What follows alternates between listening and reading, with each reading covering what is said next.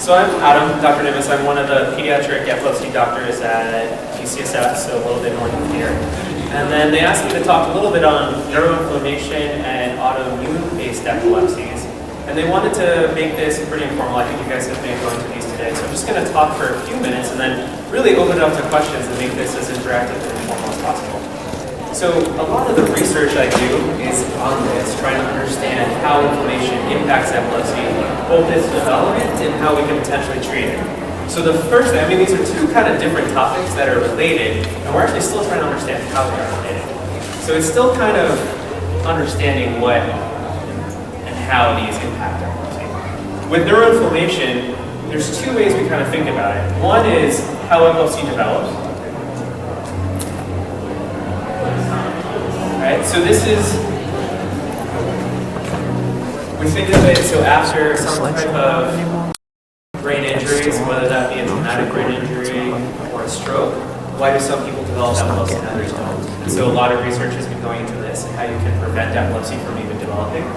And then for those who do have epilepsy, what anti-inflammatory strategies we can make to try and help treat it. So as opposed to just trying anti-epileptic drugs, right? Actually trying to get to the cause of it. We're actually learning a lot from the people who do rheumatoid arthritis research, because a lot of the same pathways that are changed in rheumatoid arthritis seem to be changing in patients with some types of epilepsy as well. With autoimmune epilepsy, this is something very, very particular where epilepsy is driven by your body's response to something, whether it be a potential virus or some sort of trigger that we're still trying to figure out. This is your body producing antibodies.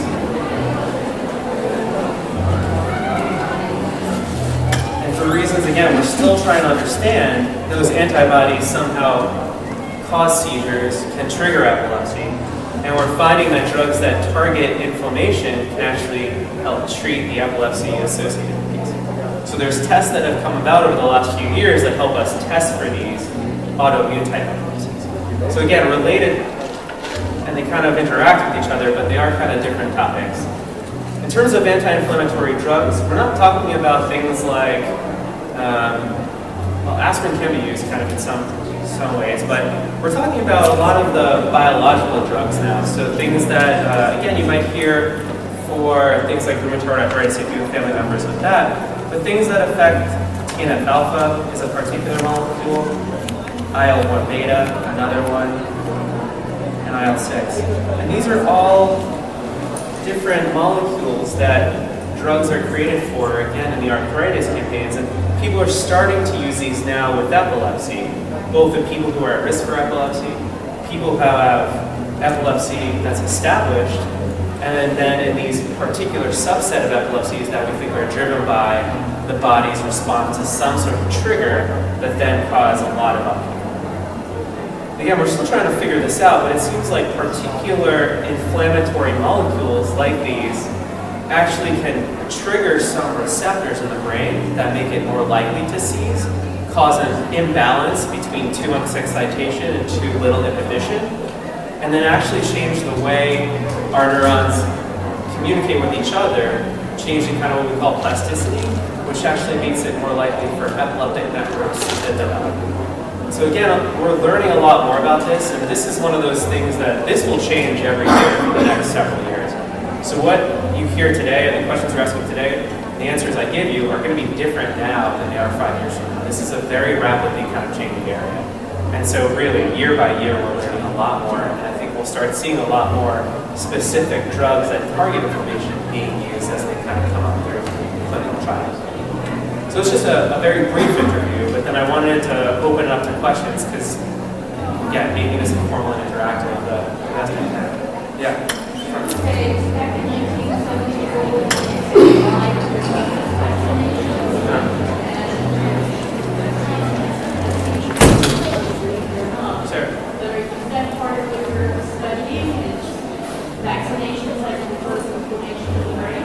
Yeah, good question. So the question was related to a live pertussis vaccine back in the 70s that triggers inflammation, and is that related to anything here? And yeah, so we do know some particular pathways are changed with live vaccines and get upregulated. Not these particular ones. These are the ones that are now being studied really with regards to epilepsy that we're really finding contribute to it. The live vaccines trigger a different set of molecules, but how they're related we still don't quite know, and that's an area of research that's ongoing. Yeah.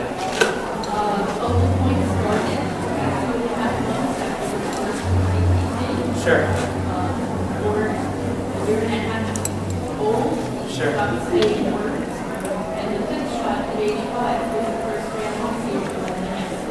Sure. Yeah, and just because of no, I agree. It sounds much. I mean, it's related. Just because I don't have the answer for you today, like I said, this is an active area that's changing, right? We're learning more and more every year. So just because I don't have an answer now doesn't mean we won't have more answers later on. So again, the question was the timing of the vaccines. The live DPAP that was present in the 70s now, triggering these different the seizure at 5 and regression. It sounds like earlier on. And again, we know that those live vaccines trigger some different molecules, but how they're related to all this and how it might be related to epilepsy, we don't know. Just because I don't have the answer, clearly there seems to be an association in your son. Is there research ongoing in that area? Yes.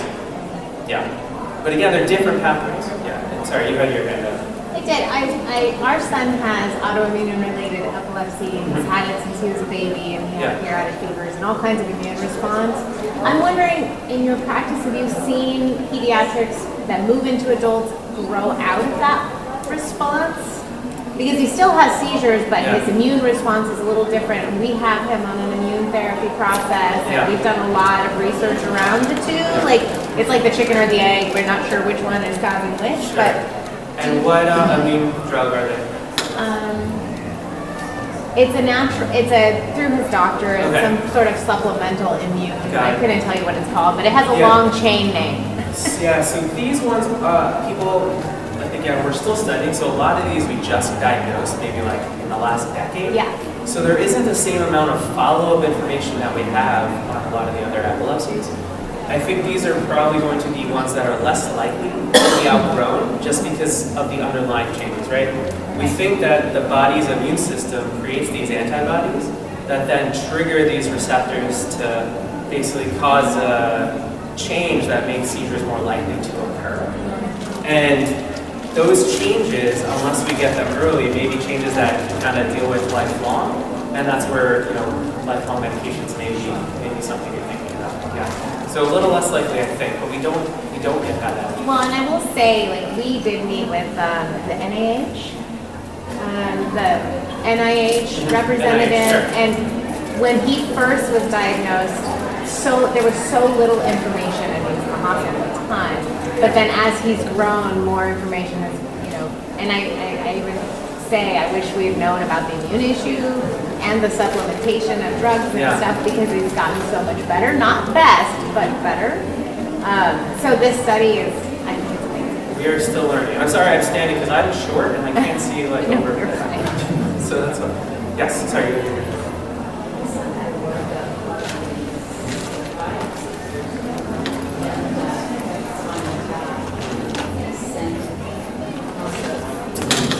Sure. Yeah.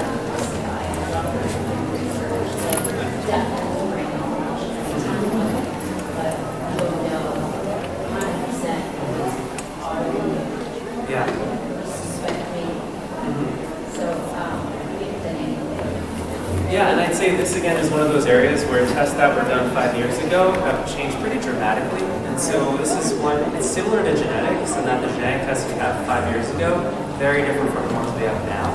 And so this is one where, sometimes we do retest, especially if there was evidence of inflammation. There are autoimmune panels that can be used now. We're still trying to figure out which patients those are the best to use, because they're still not perfect and we're still learning about them. But if there was evidence of inflammation in spinal fluid, these are one sets of tests that have become commercial now that are being used, and we're, again, learning more and more about them and what their role might be. Now they do. Yeah. Sometimes with some effort. You could ask your neurologist or your epilepsy specialist. Yeah, since there was so much inflammation, would an autoimmune antibody test be something you can try?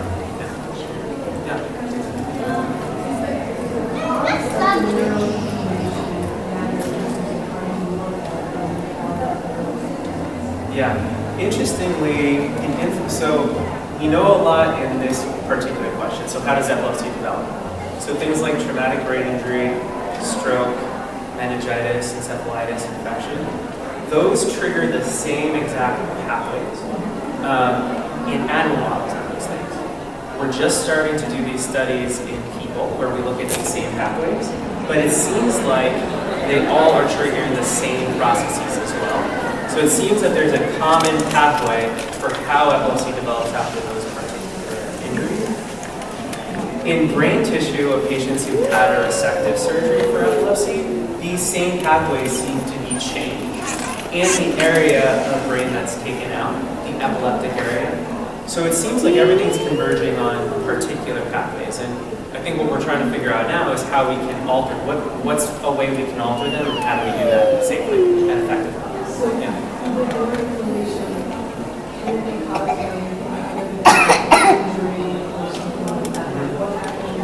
Yeah. Is that how it can think when severe inflammation is So, good question. So again, with those injuries, we know we think we know, we have a better idea of what's going on. For things like genetic epilepsies and cortical dysplasias, where there's an area of the brain that developed differently, we know these molecules are changing in those areas, but how they did so, we still don't quite know. And so that's what we're trying to figure out as well. So those are all good questions. And yeah, this is one of those topics where I won't have all the answers for you because we just don't know yet. And certainly when I talk about animal studies, people are not the same as a rat or a mouse, right? They're very, very different. But right now that's what our clinical studies are being based upon, because we know in some animal models we're able to stop epilepsy from developing. And so we're trying to show those same pathways which is regulated. So there's a few people throughout the country who are working on these, so we can try to take what we found out from animal models of epilepsy, bring them, and hopefully learn a lot more in patients. Do you think that the future treatments for some of these will be as severe as a drug? Yeah, Maybe less severe. that's a good question. It depends on the treatments we have, and this is where some of these they're going to be different side effects, right? So anti-epileptic drugs, by definition, are working on the brain, and the ones we have right now, right? Things like clobazam are basically giving extra GABA, right? So I always think of seizures as being kind of like electrical fires, and one way we do to control those fires is basically like using a water hose, right? Some of the medications do that. Others kind of take away the wiring in the walls to basically help keep that extra electrical activity from happening, right? And so that's why a lot of our medications have things like cognitive side effects, right? So, yeah.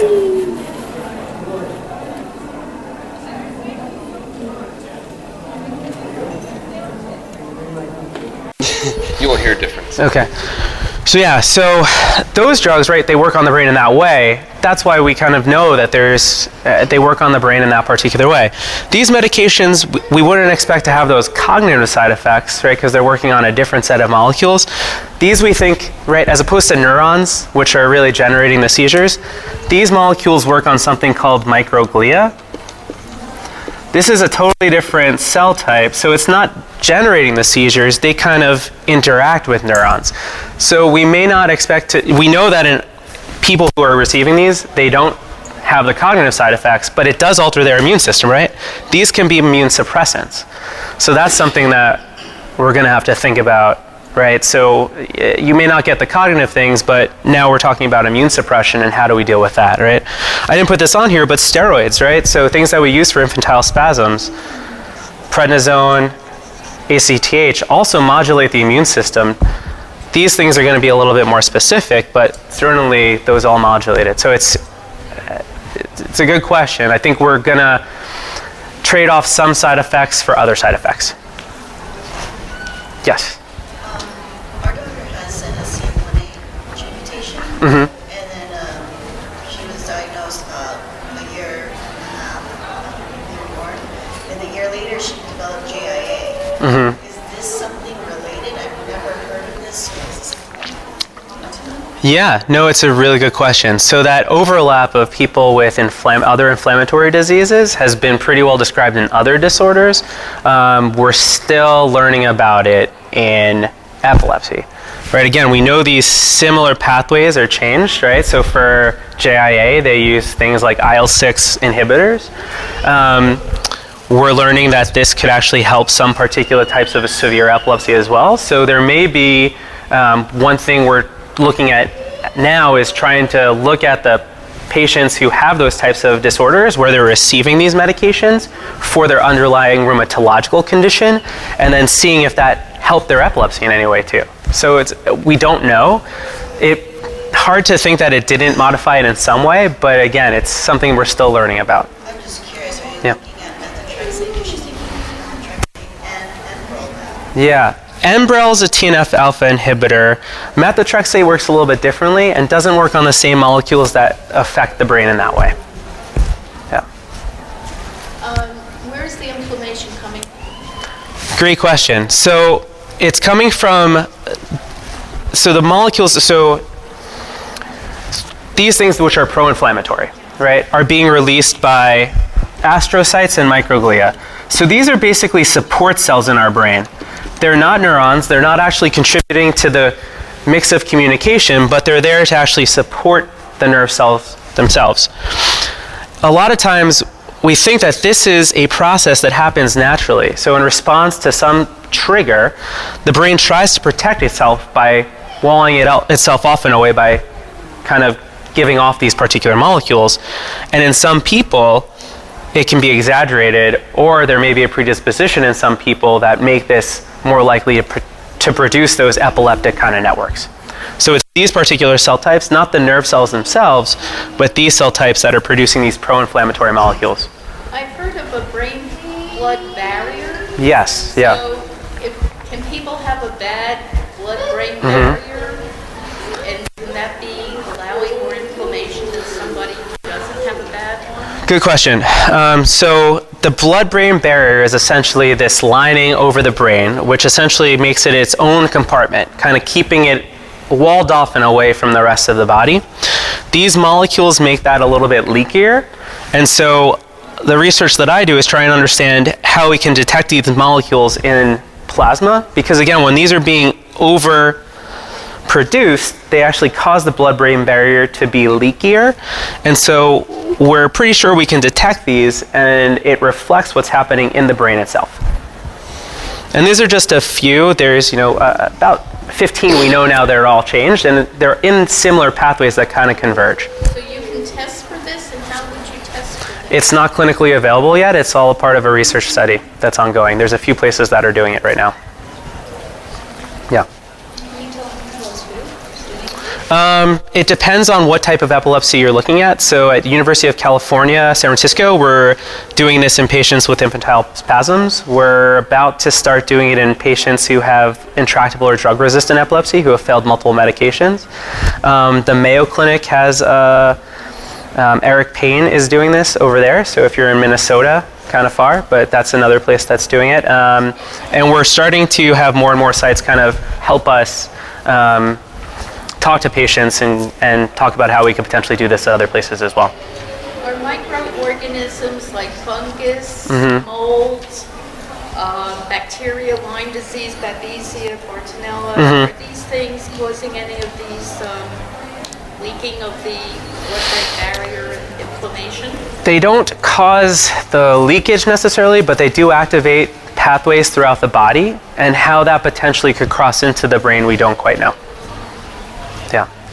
Again, these are things where if I had I wish we knew these answers. It's still an area that we're working on a lot. When it's there's an underlying autoimmune disorder, does it show up like the presence of seizures show up very differently or less detected on EEG? They still show up, and they show up in different ways if you're a man or a woman. One autoimmune again means that your body's producing antibodies that are changing in organ, right? The one we most commonly think about is type 1 diabetes, right? Where your body produces antibodies to your pancreas, which gradually kind of injure it over time, and you need insulin. With this, the one that's best described is something called NMDA receptor encephalitis. In boys and men, they're more likely to start having seizures. In women, they're more likely to start off having psychiatric changes. These seizures still show up on EEG, but there is a change in the way these epilepsies present, and it is influenced, we think, by gender, which is probably related to hormones. There's other antibodies. This is the one that's most commonly described, but there are several other antibodies we know now impact the brain and probably, again, either modulate neuroinflammation or actually work on receptors themselves to activate them. Yes? How can you get tested for the NMDA encephalitis? This is a commercial test. So the autoimmune antibodies are now available and you can test in the blood and the spinal fluid. Each has their own kind of pluses and minuses, right? Spinal fluid may be more sensitive, right? Not everything that the brain produces might get through the blood-brain barrier, but there are serum tests through blood that you can use that can look at that as well. What's that test called? It's a paraneoplastic panel or an autoimmune encephalitis panel. Does that have to be ordered through the epileptologist? Or a neurologist, yes. Yes. So it'd be an autoimmune encephalitis panel. Yeah. And this is one of those things where we're still trying to figure out who are the best people to test, right? What is the best chance of finding an answer without having to check blood on everybody? So we're still working on that aspect of it. Yes. So this is geared towards specific epilepsies, not like every single epilepsy, is that what you're saying? Correct. Or absent, opposed to like grand mal or something like that? So again, what we know is in some animal models of generalized epilepsy, where you see convulsions or absence type seizures, that there are the same inflammatory pathways are changed, but that hasn't been done in people yet, and it's something people are starting to work on. The focus is right now, at first, has been this question, because that's where a lot of the animal data started, and now it's looking at in patients who have intractable drug-resistant epilepsy, what can we kind of find? What other changes what can we learn from other types of models? So getting there, yeah. So again, they're related. Again, autoimmune is kind of a subset, and we think those antibodies somehow trigger neuroinflammation or modulate receptors in their own right. Yes? What do you typically recommend for someone who has intractable epilepsy and you've done everything and the person can't take any pharmaceuticals, they make the seizures and the exertion and the behaviors, the SIP behaviors work, so we're kind of at a standstill on our Sure. It's hard, right? You always want to make sure you're following something, right? So you don't want to just give treatments to give them, right? We still think there's going to be a subset of patients for which these are activated, and we're still learning which ones those are. And that's where, maybe in patients where I have not found an answer, we do these autoimmune antibody panels, right? Can be very helpful. Genetic tests can also help and may actually help understand some of this as well. So they kind of go hand in hand. But you'd want to see if there is something that you're targeting, because that signature is something you want to change, right? Because you'd want to see, you want to see that you're doing something, right? These, again, aren't without side effects, right? And you'd hope, yeah. How much of the maternal immune activation, like things like mom having an autoimmune condition, or even getting a viral infection during pregnancy, like second trimester? Great question. We don't know. That is a great question. So the question was, what is the interaction of the maternal-fetal interaction with inflammation if the mom has an autoimmune disorder or a viral infection? We don't know. We know that in kids with infection of the placenta or chorioamnionitis, right?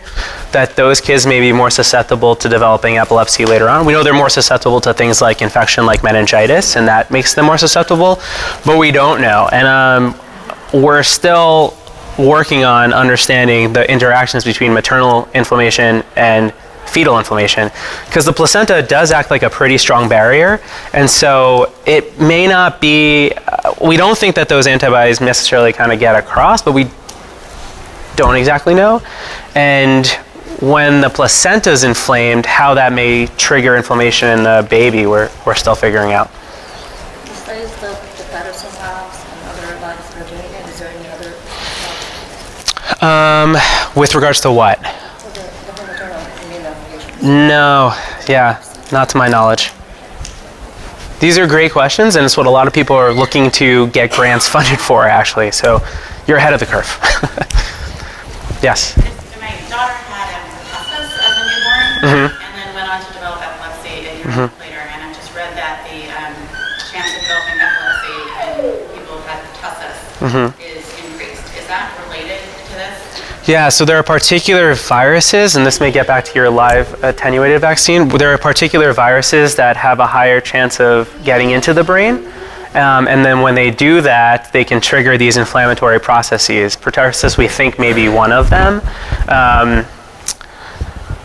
Yeah, no, it's a good question. Right, we know that viral encephalitis, right? So when you have a full-blown infection in your brain, right, those people are more likely to develop epilepsy. Again, we think it's related to some of these things.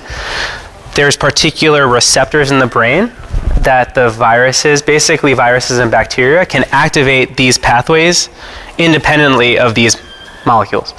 So particular viruses and bacteria can activate these molecules without even involving the other cells in the brain. Pertussis is not the most well-studied one, but we know, based on hundreds and hundreds of kids, right? There's these epidemiological studies that demonstrated this association of pertussis and epilepsy. But those association studies never really get at the mechanism, right? They just tell you that there's an increased risk if this is there, and then what we're trying to figure out again is what is the cause of it, right? Just because there's an association doesn't tell you. My guess would be it could be related to something along these lines. So then is like the path then for treating or studying or handling that child's epilepsy different for someone that's had, something like pertussis as a newborn or a virus or bacteria? So how does that change Yeah. how it's handled in the future or how they might respond? In a few years, we'll have a better handle on that. Okay. Yeah. No, again, this is one of those. This session is one of these. Where again, we're trying to start to use these in different patient populations, helping treat kids, adults, but we're still learning. Sorry. Yeah. Is pertussis the disease known to cause strokes? Because I heard that That's varicella. Varicella. So the chicken pox one. So there's a large study that's international looking at pediatric stroke, and the varicella virus can actually attack blood vessels in some people. Because I heard that there was a pediatric neurologist who claims that babies are getting strokes from their vaccinations. That I haven't heard. Again, so there's this big stroke study that looks at everybody internationally, over 20 sites, looking at every kid who has a stroke, baby or child, and they're looking at all of these markers as well. They're not looking at this related to epilepsy, they're looking at related to strokes. And so they're looking at what infections are happening. Pertussis hasn't come out, varicella has, and one of the HHV6, another type of virus, has come out. But to my knowledge, pertussis hasn't in that particular investigation. So they're looking at chicken pox, They're looking at tons of different viruses and bacteria, yeah. vaccinations? Vaccination status is included in that, but hasn't come out as far as my knowledge. Yeah. Yeah. So, yeah. So I know that my son has a genetic epilepsy, but he has pretty well seizure control. The time that we see breakthrough seizures is in March, almost to the day. It happens every year. It's been happening in the last 3 years. So it makes me think that there's like an allergy trigger. Sure. Yeah. For that, so is it possible to have kind of two types of things happening that could be causing triggers? Or? Those allergy pathways are actually a different set of inflammation that we don't think kind of gets into the brain in the same way. But certainly when your allergies are rip-roaring, it's a stress on the body which can make seizures more likely to occur. But that pathway is a different, those allergy molecules are a different set that haven't really, we think, not necessarily causing the Exactly. We don't think those are actually triggering these neuroinflammatory processes which can control epilepsy. But it could be the stress that's related to it. Do you think a future treatment would be like an ongoing treatment or like a one-time and then we were able to adjust the immune system or whatnot? Yeah, great question. So going back to, so I'll start with what we know in animal models and then build up to what we kind of are learning in people. In animal models, so after status epilepticus and mouse model, they give 3 doses of a drug that targets this pathway, 2 drugs that target this pathway, and it stops the brain from being injured. It prevents a lot of the cell loss and decreases the seizures those animals get later on. So that's one scenario where epilepsy hasn't yet developed, but you basically stop this crazy immune reaction that's occurring and you fix the sequela later on, right? And so that's research that we're doing now, is to show those same pathways are dysregulated. Before you can just give these drugs to anybody, you have to show that those same pathways are changed, again, because there is a big difference between a mouse and a person. In the long-term epilepsies, right, so one thing that we know, there's this entity called FIRES, which is basically affects mostly school-aged children. They get a fever and then a very refractory type of epilepsy and status epilepticus. And in these kids, there's a trial starting where they just are giving a few of these, basically a month or 2 of this medication to see if that can help, right? We don't know if it's going to, for some epilepsies, you may need kind of treatment long lasting. Others, you may just need to modulate the immune system right away. Other agents that have been used are, again, steroids are one of them. Rituximab affects B cells. Cyclophosphamide is another one. Big kind of chemotherapeutic agents. And those aren't used forever. They're used for brief periods. But you can imagine there's going to be some epilepsies where, let's say these networks already started kind of rip-roaring. And we may just have to modulate them periodically over time and then keep looking to see if the response is sustained or not. Similar to kind of chemotherapy in a way, right? In a way, I think we're thinking that it may be that. And the other thing is with these, if you give, these pathways are very related. So another way to think about it, in cancer treatment, right, you don't usually get one drug because those cancer cells can find a way around it pretty easily. And it seems that, there actually have been trials looking at different anti-inflammatory drugs after stroke, after different things, and they've never worked. And part of the reason may be is that we never targeted these pathways correctly. There's so many redundancies, right? It's not like it's not this. There's all these interacting things, right? And so just blocking it right here is not going to prevent everything from being fixed. And so the studies that have done that have actually used 2 different drugs to try and help block that. Yeah. Is it like steroid, like a mother of all anti-inflammatory, supposed to like knock off all the like anti-inflammatory? It doesn't knock off everything, and we still don't know how they work.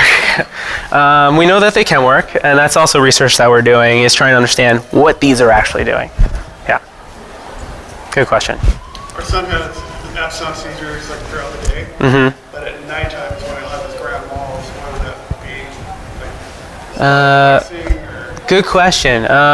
We know things like grand mal seizures, especially in kids and adolescents, are more likely to occur at night when the brain is kind of over-synchronizing itself, and they're less likely to occur during the day. That may be related to other different hormones that kind of change throughout the day, the way people's brains kind of change when they're active versus asleep. It may not be as related to this particular combination of things. Really good questions. And again, stay tuned. A few years from now, I think we'll have a lot more information. I can't say that they'll all be solved, but I can tell you there are a lot of people now who are thinking about it. And this was a field that really wasn't getting funded by grants or the government in any significant or meaningful way, but people have finally started to take notice now that there is so much data, so much information that we've learned from animal models. So we're finally starting to get the ability to actually start doing these kind of tests in people. So although these ones aren't commercially available yet, we're getting there. It's just there wasn't the interest or the funding initially to help really get this going. Now there is. The cost of these tests has also come down, which was prohibiting a lot of this research before, but with newer technologies that have emerged over the last few years, we've been able to cut those costs down so it's more practical and affordable to do. Do you see a lot of autistic patients now that you guys didn't take 5-6 years ago, but now you guys are taking them seriously?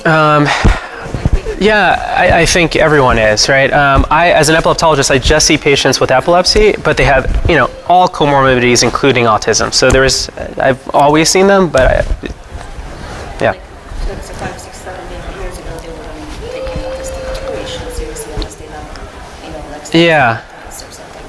Now I start seeing more neurologists taking them, and which is a great thing. Yeah, I think so. Yeah. You see all the relations and They're still trying to, and epilepsy is much better described than how these things can potentially influence autism, right? Epilepsy, we have a better understanding of what is happening in the brain, right? Too much excitation or too little inhibition. Autism is a much harder kind of topic to understand how it actually is developing. Yeah.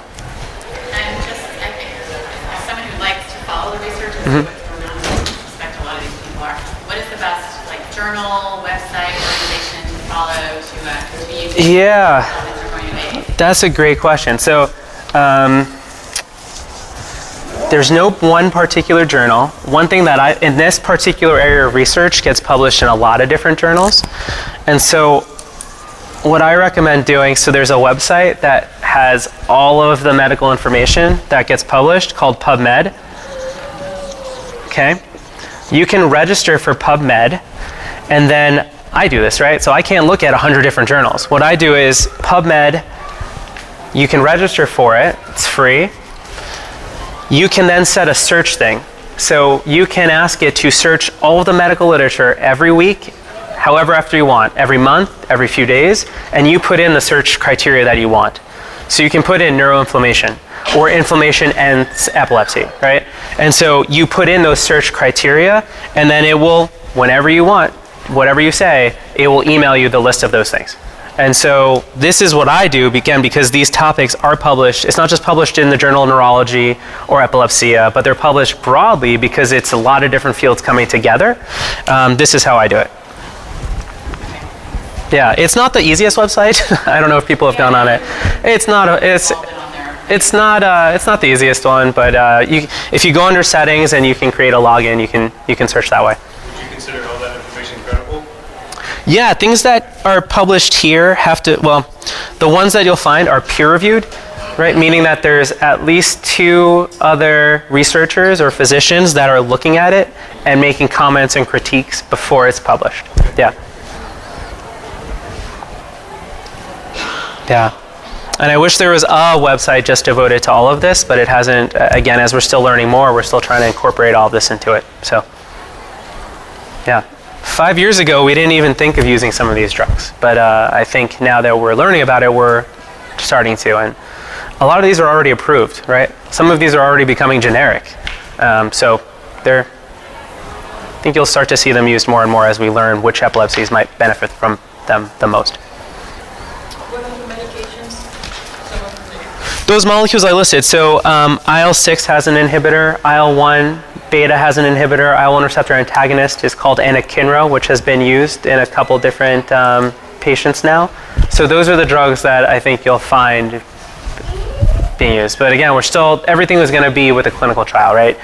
Because this is a new indication for any of these things, it's going to be under some type of study, ideally. You wouldn't want somebody just giving these, right? Because we need to know how to use it, how to dose it, right? We need to make sure it's getting through the blood-brain barrier.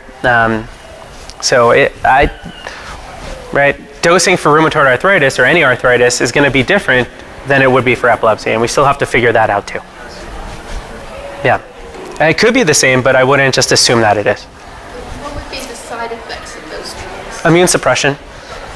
Yeah, so it can make things like tuberculosis more likely to get. It can make viral infections that are just kind of lingering in you more likely to happen. So they're not without side effects. Some of them have fewer than others, which again is why we hope that these are just sort of transient things where you just give doses periodically as opposed to long term, right?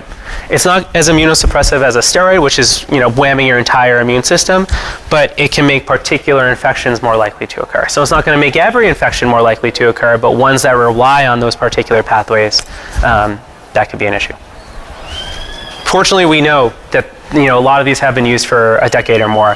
So when you're on, commercials for Humira, things like that, similar type of drugs. So when you hear them on commercials kind of listing all those things, the biggest ones again are going to be infections, more prone to having things like hepatitis, particular viral infections. So if they book an appointment with you and then drive or fly or however to San Francisco, would you be willing to prescribe this type of medication? Not quite yet. We are doing the testing for these, right? But we're not yet in a clinical trial for it.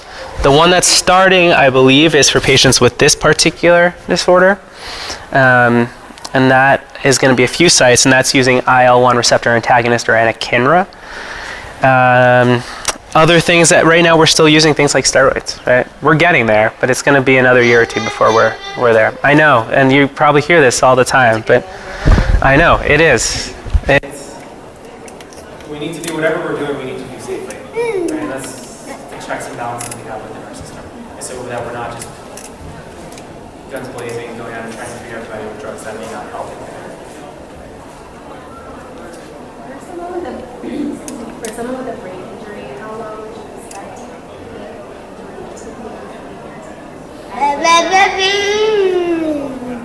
how soon or late?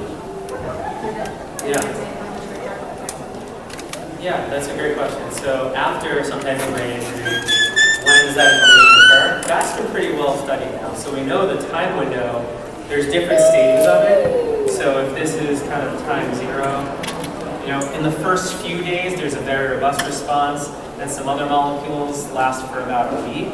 And then there's just maybe low-lying inflammation for a month or two. So we think after a brain injury, we really have to get these drugs in the first week or so. Not too early, because that can actually be detrimental in some ways, but kind of in that 24 to 96, 1 to 5 day time. I think that's the closest aspect where we're going to be towards a clinical trial, is this kind. But with some of the new research that's happening, the drug-resistant epilepsies, I'm sure there's a lot of interest with trying to get these treatments on board.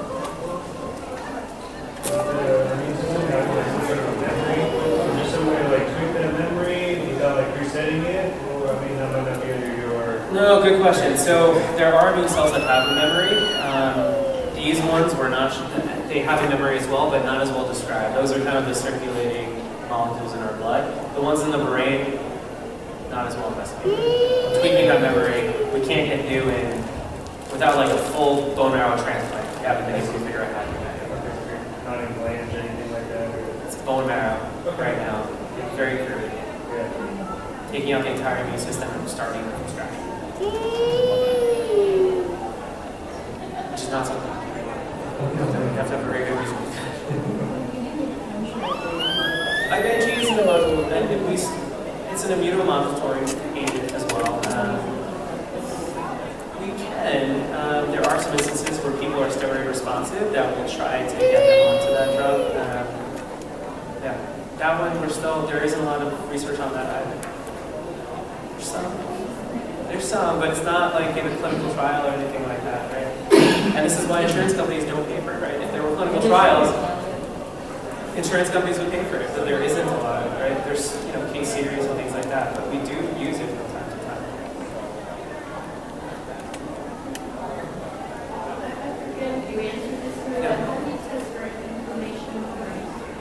Yeah, so it's a research study that we're doing. So the autoantibodies, there's a test that you can order that insurance should cover. Again, it may take some letter writing. The other molecules that I listed, you have to be part of a research study to do.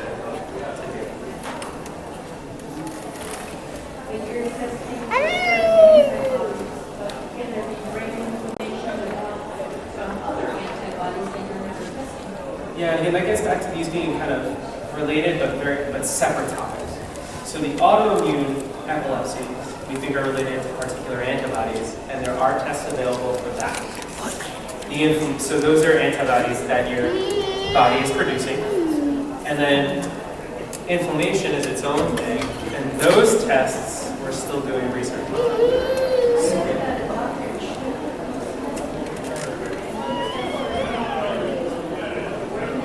Those are viral, yeah, so he's a pathologist, and they are looking at the spinal fluid patients with, let's say you do have an encephalitis, right? Some sort of brain infection.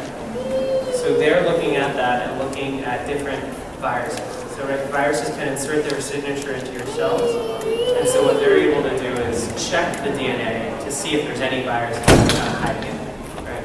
So there's the regular test that we do in spinal fluid or blood where we look for antibodies your body's producing to a particular virus or bacteria. And then what their lab has now is a test that looks not at the antibodies, but also at the DNA, kind of what's happening in the DNA. So did they hide out there? And they're kind of complementary. The antibodies are one thing, the DNA is another thing, and you use them both. But that's the test they're doing. So it's not looking at inflammation specifically, it's looking at whether or not there's viral DNA or RNA that's kind of in there hiding out. And they're trying to get it out. They would mistake something like that for genetic defect? No, because they're not looking at human genetics. They're really just looking at viral, bacterial, and fungal genetics. So they're trying to pull those things out and not looking at, doing a whole exome or an epilepsy gene tag. So yeah, and that's been approved now. So that is covered, I believe, by insurance as well.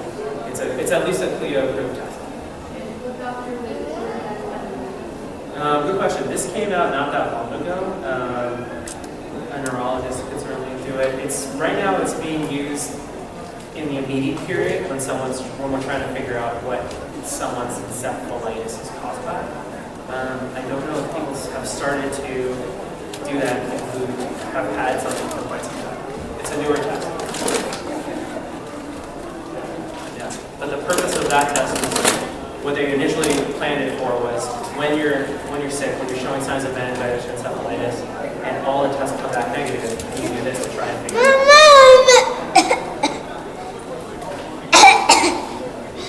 Sometimes when the daughter gets sick or seizures present with something that's more, do you think that would have anything to do with it? I mean, I guess all epilepsy does that, would you say? Or? Yeah, for most people, because it's again a stress on the body, and how stress is on the body makes seizures more likely to occur. We don't quite know.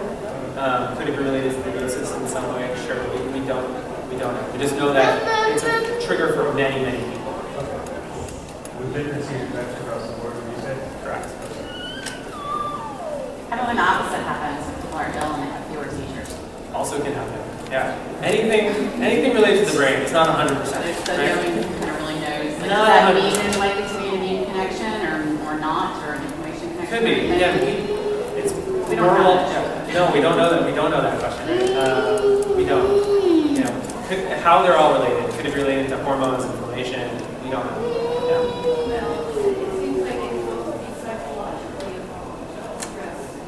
Sure, oh yeah, for sure. Any stress on the body, right? So how, things like anxiety, right, can trigger seizures, right? And how they do so, we don't know.